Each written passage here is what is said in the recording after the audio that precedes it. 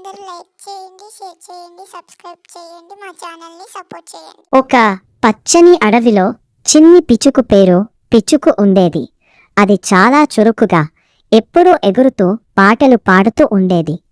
అదే అడవిలో ఒక తాబేల్ పేరు బాబు ఉండేది. బాబు నెమ్మదిగా నడిచేవాడు కాని చాలా తెలివైనవాడు. ఒక్కరోజు పిచుక బాబును చూసి నవ్వుతూ, "అయ్యో బాబు, నువ్వు ఎంత నెమ్మదిగా నడుస్తావు, ఇలా అయితే ఎప్పుడూ ముందుకు వెళ్ళలేవు" అంది. బాబు ప్రశాంతంగా నవ్వి, "నెమ్మదిగా అయినా సరే ఆగకుండా ముందుకు వెళ్తే గమం చేరుతాను." బాబు నవ్వుతూ, "స్నేహంలో నవ్వులు తప్పులు సహజం, కాని ఒకరికి ఒకరు సహాయం చేయడం ముఖ్యం." ఒకరోజు అడవిలో పెద్ద తుఫాను వచ్చింది.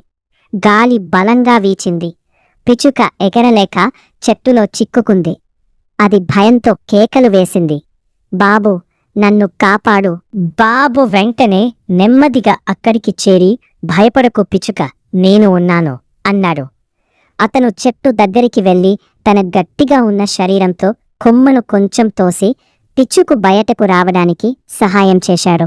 పిచుక కిందికి వచ్చి సిగ్గుతో, "క్షమించు బాబు, నేను నిన్ను నవ్వుకున్నాను, కాని నువ్వే నన్ను కాపాడావు" అంది. బాబు నవ్వుతూ, "స్నేహంలో నవ్వులు తప్పులు సహజం, కాని ఒకరికి ఒకరు సహాయం చేయడం ముఖ్యం."